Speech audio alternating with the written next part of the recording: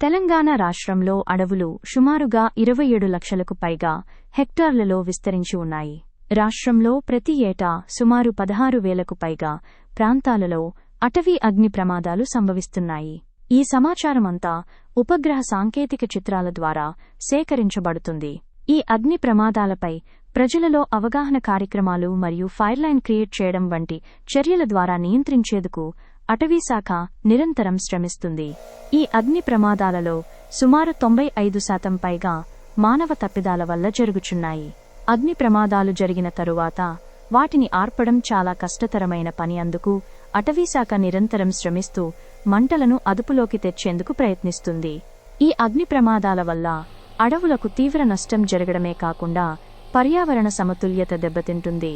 ఇలాంటి క్లిష్ట పరిస్థితులలో ప్రజలందరూ సామాజిక బాధ్యతగా భావించి అటవీ అగ్ని ప్రమాదాలు జరగకుండా తమ వంతు సహకరించవలసిందిగా విజ్ఞప్తి.